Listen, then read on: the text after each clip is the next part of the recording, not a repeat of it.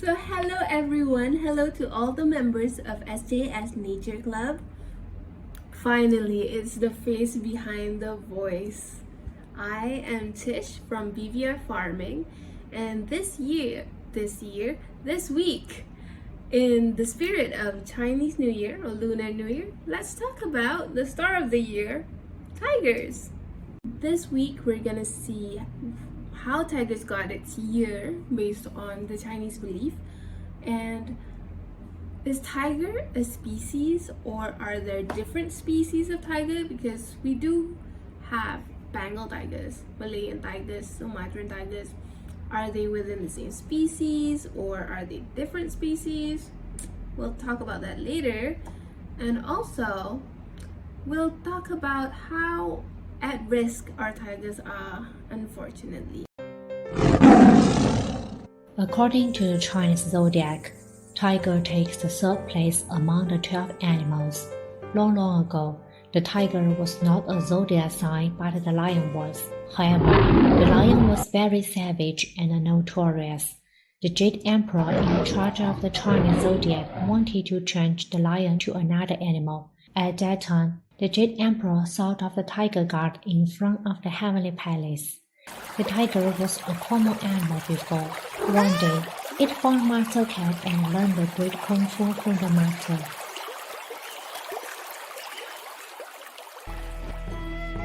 Then, the tiger became a warrior. Any animal that challenged it was either killed or injured. Since then, the tiger has dominated the mountain forests. After hearing its violence and fierceness, the Jade Emperor decreed the tiger to go to heaven and asked it to fight with his guard. The tiger won and became the new guardian. But soon later, due to lack of control, the animals and birds on the ground act wildly and cause a disaster to the human world. It has attracted the land god's attention, and he reported immediately to the Jade Emperor. The Jade Emperor ordered the tiger to overpower the animals. The tiger nodded and asked for credit for each victory. For peace, the Jade Emperor accepted its request. After dying to the earth, the tiger learned that lion, bear, and horse were the three most powerful animals. So it challenged them and finally beat them with its bravery and superior martial arts. Then the other animals fled. The people were so happy, and they thanked the tiger for its great successes. When back to heaven, the Jade Emperor covered 3 horizontal lines on the forehead of tiger for its 3 victories.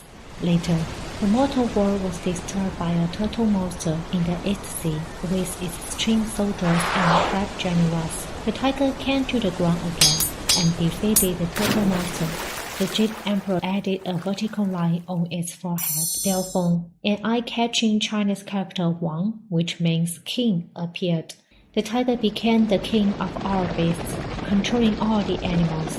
After that, the Jade Emperor replaced the lion with the tiger on the list of the Chinese zodiac. Since then, the tiger became a zodiac sign while the lion was expelled to the far south. The tiger came to the mortal world from the heavenly palace and guarded peace forever. In Chinese culture, tigers have been regarded as a symbol of strength, braveness, and the expansion of evil since ancient times. People believe that tigers are the protectors of children.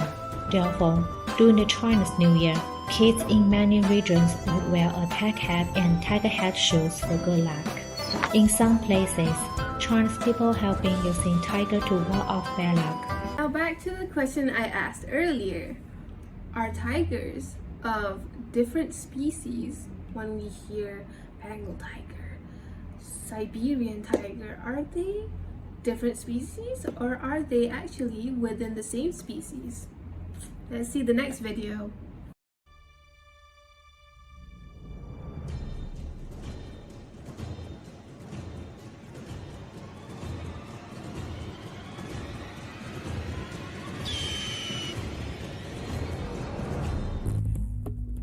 Tigers are the largest species among the cats.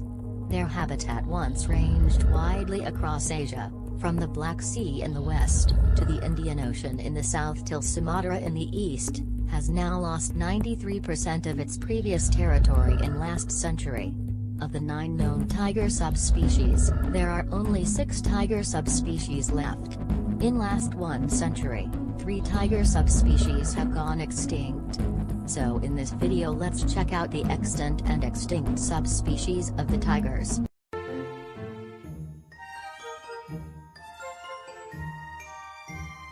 Welcome to Animal Species by Curious Being. Here are the subspecies of tiger. Most famous and populous tiger subspecies are the Bengal tigers. The Bengal tiger coat color varies from light yellow to reddish yellow with black stripes. Males can be 270 to 310 centimeters in length and weigh between 180 and 258 kilograms, while females range from 240 to 265 centimeters in length and weight between 100 and 160 kilograms. In northern India and Nepal, the average is larger. Males weigh up to 235 kilograms, while females are around 140 kilograms. Compared to other tiger species, Bengal tigers are the heaviest. These tigers are found in India, Bangladesh, Bhutan, and Nepal. Their habitats are the alluvial grasslands, subtropical and tropical rainforests and mangroves. In 2014, the population of tigers in India was estimated at 2,226, around 200 in Nepal and 103 in Bhutan. Latest census of tigers in India will be released in 2019. The Siberian tiger has a thick coat with pale hues and few dark brown stripes. Males have a head and body length between 190 and 230 centimeters and weigh between 180 and 306 kilograms, while females average 160 to 180 centimeters in length and 100 to 167 kilograms. All the contemporary Siberian tigers are lighter than their ancestors. Since these tigers are found in Amur region, they are also known as Amur tiger. These tigers are found in Siberia and northeastern China as well. In 2005, there were 331 to 393 adult and subadult Siberian tigers in the region, with a breeding adult population of about 250 individuals. As of 2015, there was an estimated population of 480 to 540 individuals in Russia. Sumatran tiger is the smallest of all living tigers. Males range in total length from 220 to 255 centimeters and weigh between 100 and 140 kilograms, while females range between 215 and 230 centimeters and 75 to 110 kilograms. The population is thought to be of Asian mainland origin and to have been isolated about 6,000 to 12,000 years ago after a rise in sea level created the Indonesian island of Sumatra. Sumatran tiger are the last surviving of the 3 Indonesian island tigers. By 2008, the wild population was estimated at between 441 and 679.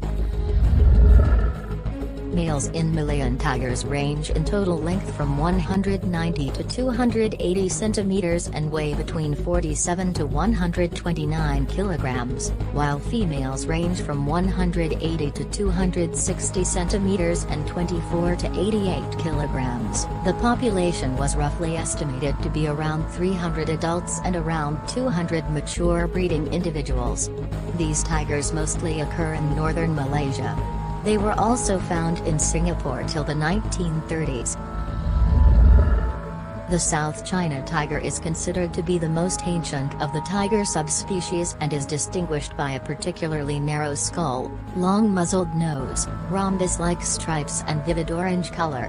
Males range in total length from 230 to 260 centimeters and weigh between 130 and 180 kilograms, while females range from 220 to 240 centimeters and 100 to 110 kilograms. The population went extinct in the wild around the 1970s. As of 2007, The captive population consisted of 73 individuals. The Indo-Chinese tiger are described as being smaller than the Bengal tiger and as having a smaller skull. Males average 270 centimeters in total length and weigh between 150 and 195 kilograms, while females average 240 centimeters and 100 to 130 kilograms. This population occurs in Myanmar, Thailand, and Laos. In 2010, the population in Indochina was estimated at about 350 individuals. So these were the subspecies alive today. Now let's see the extinct tiger subspecies. The Bali tiger was the smallest tiger and limited to the Indonesian island of Bali. It had a weight of 90 to 100 kilograms in males and 65 to 80 in females. In Bali, tigers were hunted to extinction and went extinct in 1930. The Javan tiger was small compared to tigers of the Asian mainland. Males weighed 100 to 141 kilograms and females 75 to 115 kilograms. This population was limited to the Indonesian island of Java, and this subspecies went extinct in the 1980s. The Caspian tigers inhabited forests and riverine corridors from eastern Anatolia and the region around the Caspian Sea, and hence the name Caspian tiger. This tiger was in wild in 1970 but later went extinct, so these were the subspecies of tiger. Please vote which subspecies you like by clicking on the card above. Do let me know which animal species or subspecies I should talk about in my next video. Please support by sharing and subscribing. Thanks for watching. So they are all within just one species. Amazing. Across the globe, all tigers are just one species. However, based on their geographical location, they are divided into different subspecies. And based on the video before, you've seen that they actually look pretty different from one another, don't they? In Malaysia, we actually have our own subspecies of tigers, which are the Malayan tigers. It's also the name of our football team and in our national emblems. So let's look at the next videos and see what's up with Malayan tigers, and do we need to know about their status? The tiger is our national animal. It represents us everywhere from our coat of arms to our national football team. But our beloved tigers are facing total extinction, and here's why you need to care. Malaysia plays an important part in keeping up the world's tiger population. We're one of only 14 tiger range countries where tigers roam free, or free for now. Malaysia and Thailand are the only two natural habitats of the Malayan tiger, but lately, things have been taking a downward spiral. We had an estimated 3,000 tigers in the 50s, but by 2008, that figure had plummeted to 500. So the Wildlife and National Parks Department, or Perhilitan, collaborated with wildlife NGO coalition MyCat to come up with the National Tiger Action Plan. This plan, which is scheduled to last till 2020, aimed to double that population to 1,000. Today, not only are we nowhere close to reaching that target, we actually have less tigers than when we started that action plan. It's now estimated that we have under 200 tigers left in the wild. And according to Water, Land and Natural Resources Minister Dr. Xavier Jayakumar, we're facing our tigers being completely wiped out in 5 to 10 years. So, how did it come to this? Well, for starters, the tigers are losing their homes. Between 2011 and 2017, Peninsular Malaysia lost 100,000 hectares of forested land. And what forest we now have left is becoming increasingly fragmented. Plantations, highways and logging, among other types of development, have removed many of the forests that connect two of our main tiger habitats, the main range of Banjaran Titiwangsa and Taman Negara. Now, only one, the Sungai Yu Tiger Corridor, remains for now. If that disappears, the forest will be permanently fragmented, breaking up what is essentially a green highway that tigers and other wild animals use to find mates and food. Fragmenting the forest means that tigers will be trapped within a smaller amount of space, which could lead to territorial disputes and more dead tigers. While habitat loss is a serious problem, there's a bigger threat still. Poaching has escalated to a point where there might not be animals in some forests. It's what they call an empty forest syndrome. So the habitat is intact, but the forest is it basically doesn't have animals in it.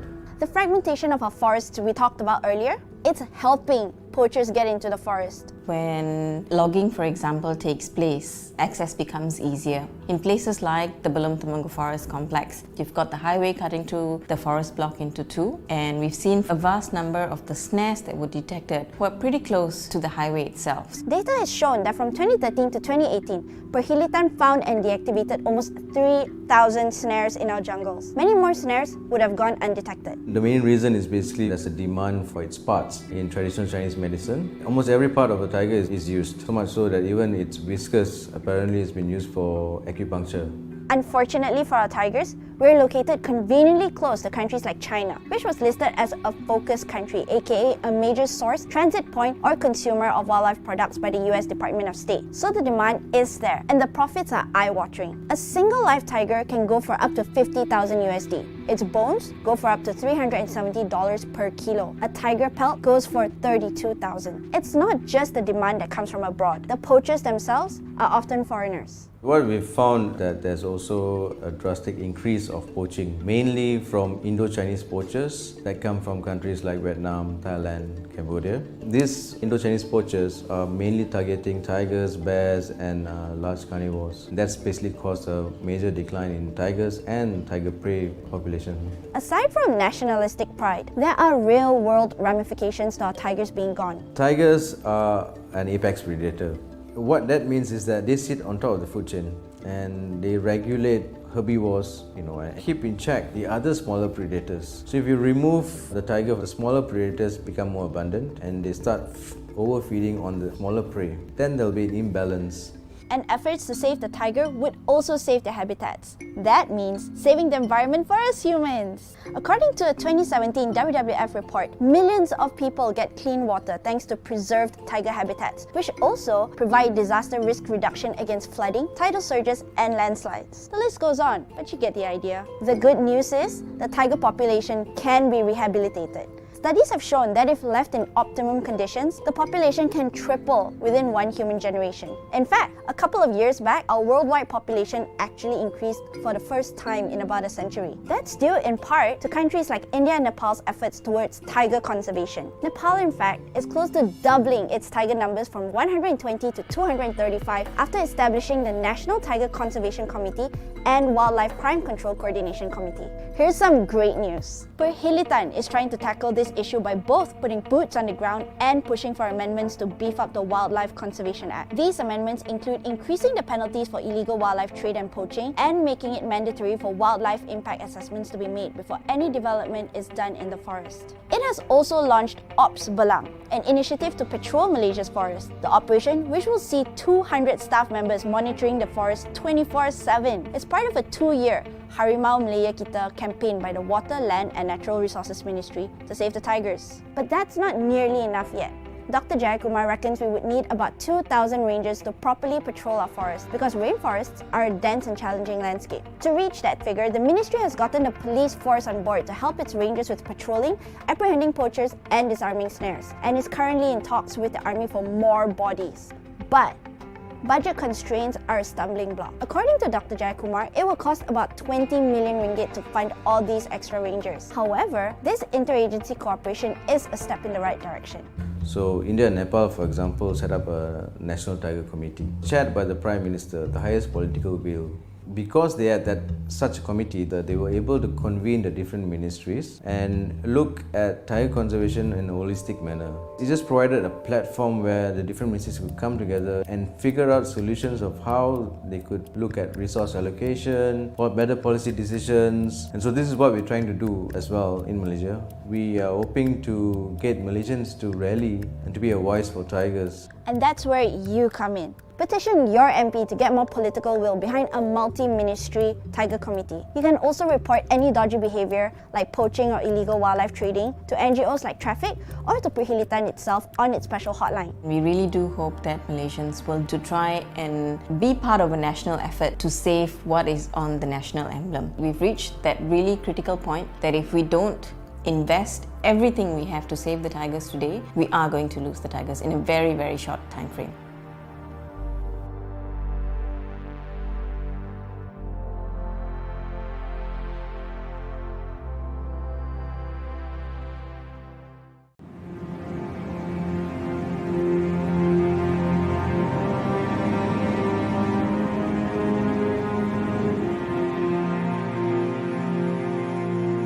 My name is Mark Ryan Dharmaraj.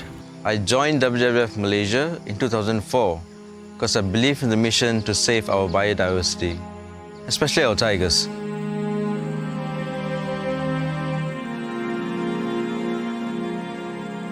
The tiger is the most majestic animal in our forest. It is the king of the jungle. They are apex predators. They regulate their prey like the samba deer, which in turn controls the vegetation. Their connection to the food web is essential. And when tigers thrive, so do our forests.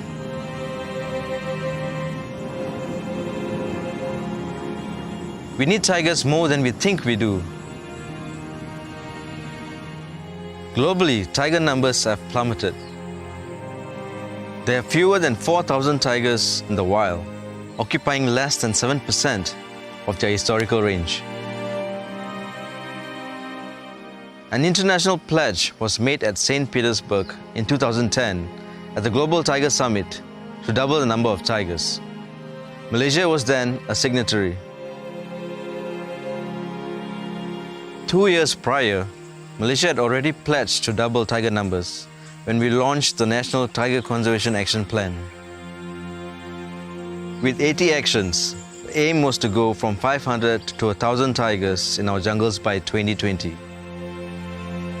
But unfortunately, instead of doubling tiger numbers, Malaysia has halved the numbers with only 250 left in the wild.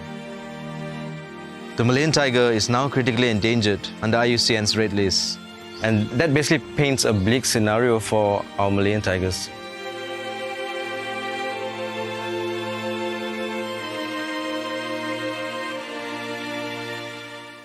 But other countries around the world have been successful in protecting their tigers. In India and Nepal, tiger numbers are increasing. These countries have bigger problems than Malaysia. Their forests are more fragmented, the human population is bigger, and they have major poverty issues.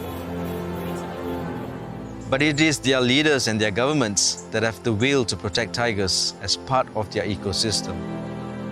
They ensure there are enough rangers and patrollers, keeping out the poachers. Currently, the main threat for tigers is basically poaching. All around the world, tigers are in high demand for traditional Chinese medicine.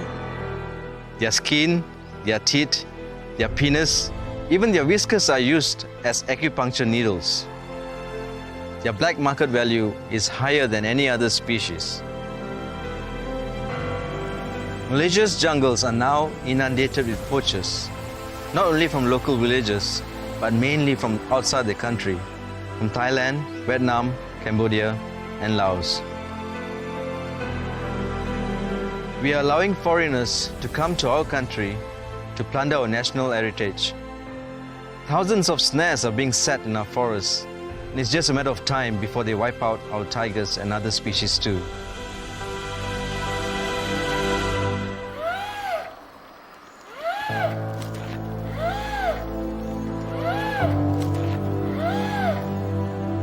The Tiger Conservation Action Plan, it has not been implemented holistically. Resources have not been efficiently mobilized, and sufficient funding has not been allocated for the action plan. If there are no people or no money, we cannot achieve our main goal of doubling tiger numbers, let alone saving them.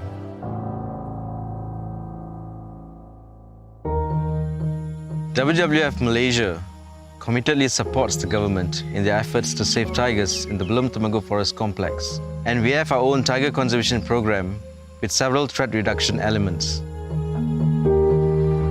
We have an anti-poaching patrol team to help the authorities to reduce poaching problems. We currently only have 3 teams but we hope to increase this number in the near future. We have a monitoring team that is helping to unravel how many tigers there are in the area. We also have people working on the ground, engaging the local communities, basically to get the orang aslis to be the eyes and the ears for the authorities to reduce poaching. In addition, we also monitor the land use in and around the area, as well as try to advocate for better management practices within protected areas and sustainable timber production forests. WWF also organizes high-level conferences and dialogues to garner support from all stakeholders that have a role to play to save tigers. In 2017, the Royal Bloom Declaration was established in the presence of His Royal Highness Prince Charles, the Prince of Wales, President of WWF UK, and His Royal Highness Sultan Nazrin Shah, the patron of WWF Malaysia, to save tigers by increasing patrols in Belum and to achieve zero poaching in the state by 2020. Royal Belum State Park is also committed to save tigers by registering for Conservation Assured Tiger Standards, or better known as CATS. This is essentially a set of minimum standards to guide effective management of an area for tiger conservation. Royal Belum State Park is the first site, not only in Malaysia, but also Southeast Asia, that has registered.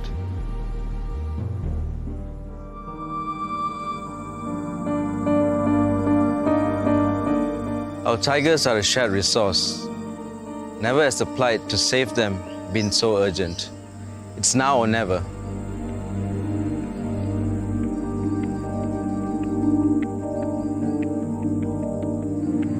Tiger conservation needs to be a national priority, and all parties need to play a role. The federal government, state governments, the Department of Wildlife and National Parks, Forestry Department, and even the police and the army, just to name a few. Without everyone on board together, and if we don't step up, we will lose our tigers. Do we want to be known by our children and our grandchildren to be the generation that lost the Malayan tiger under our watch?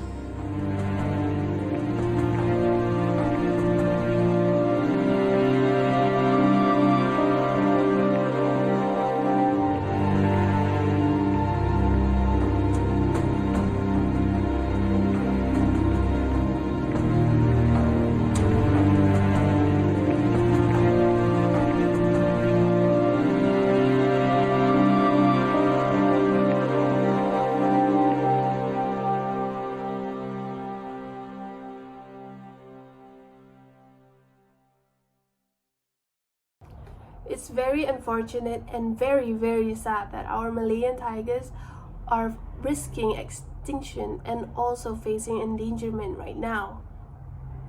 However, with public knowledge and stricter laws, we can change that. Let's see how India does it, because India was actually successful at increasing their tiger numbers.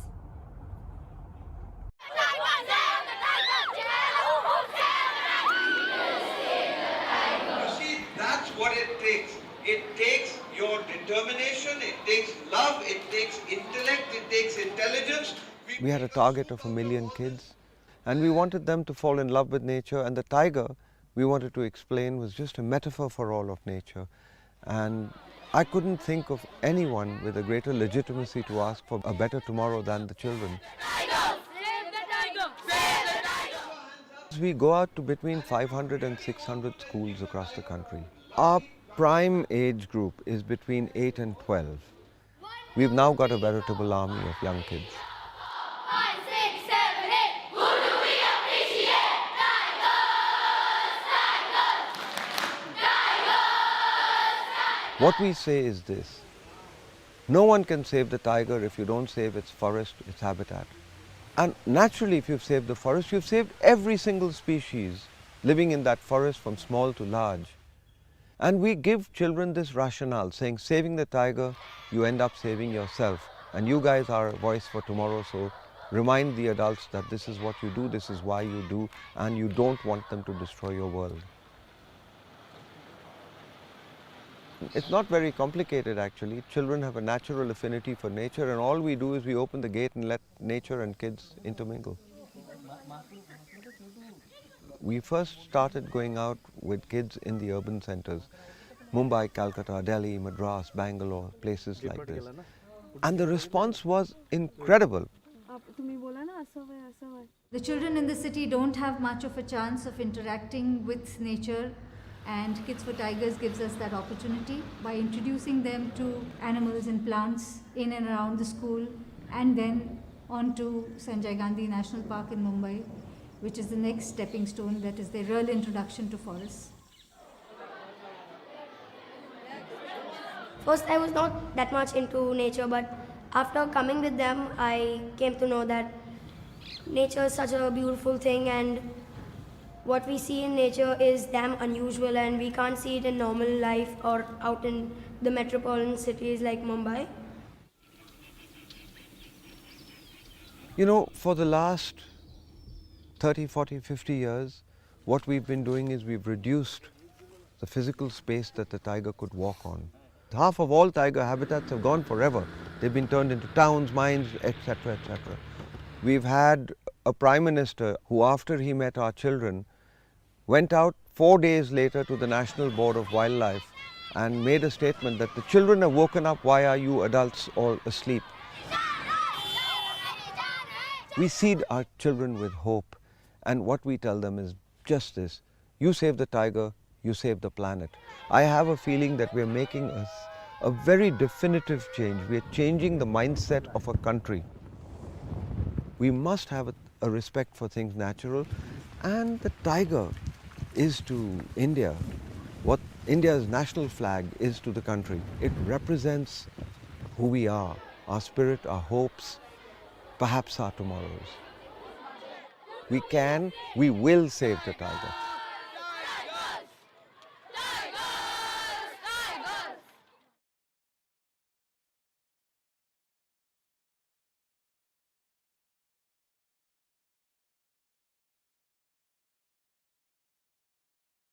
On the occasion of International Tiger Day on July 29th, Prime Minister Narendra Modi released the All India Tiger Estimation 2018.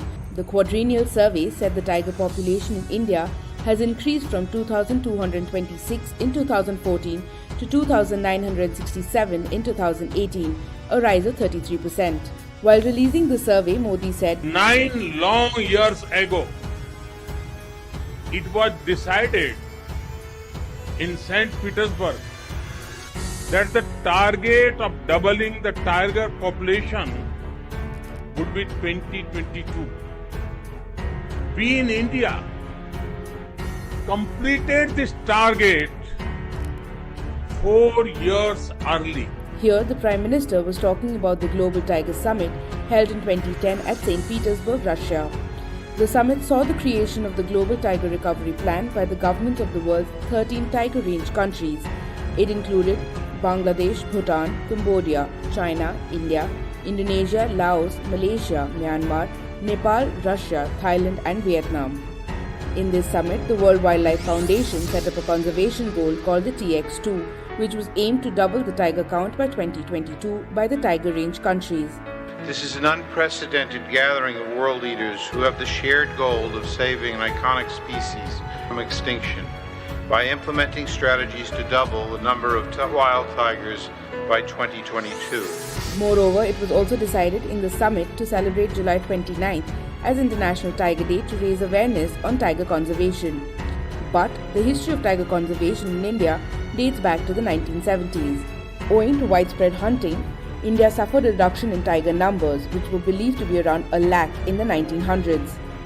With tiger population reducing alarmingly, the government launched Project Tiger in 1973. Project Tiger is a government scheme that provides assistance to the tiger states for conservation of designated tiger reserves. Initially, the project started off with 9 tiger reserves and included efforts to resettle villages from these 9 areas to reduce human disturbance there. This was done because tigers breed well when there is no interference in their habitats. The project was a success and cases related to tiger poaching reduced and the number of tigers began to recover. By the late 80s, the tiger estimate across India stood at around 4,000. At that time, tigers were counted by their footmarks. But in the early 90s, Chinese demand for tiger bone led to rise in cases of poaching once again. To strengthen tiger conservation and curb the menace of poaching, the National Tiger Conservation Authority was formed in 2006. Every 4 years, the body prepares a detailed account on the number of tigers in the country. This year's census also includes data collected from the rough terrains of the northeastern states that were not assessed before due to logistical constraints. The methodology for counting tigers has also changed. Instead of identifying their footmarks, the new method includes recognizing the unique stripe patterns on their body. Spanning over 4 years, India's tiger census is considered to be the world's largest wildlife survey effort in terms of coverage and intensity of sampling. It involves monitoring the movement of tigers by over 15,000 cameras and extensive data collected by field personnel and satellite mapping. The first survey published in 2006 reflected gloomy figures. According to the survey, India was left with only 1,411 big cats. The numbers rose to 1,706 in 2010 and 2,226 in 2014. When seen in comparison with the alarming figures of the past, the recent numbers disclosed by the Prime Minister seem impressive and validates the effectiveness of India's tiger conservation program. Project Tiger, which began from 9 tiger reserves, has increased its coverage to 50 at present. These reserves are spread in 18 tiger range states and amounts to around 2.21% of the geographical area of our country, and India boasts of 70% of the world tiger population.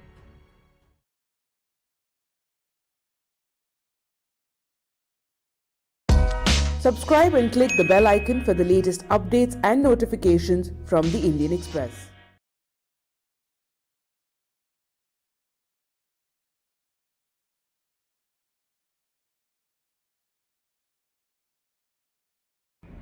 So that is all for this week's session of Nature Club, the Tiger Talk. So we are going to talk again next week. So for now, Xin Yin Kuai Le, Gong Xi Fa Chai. Have a good holiday, be safe, save our tigers.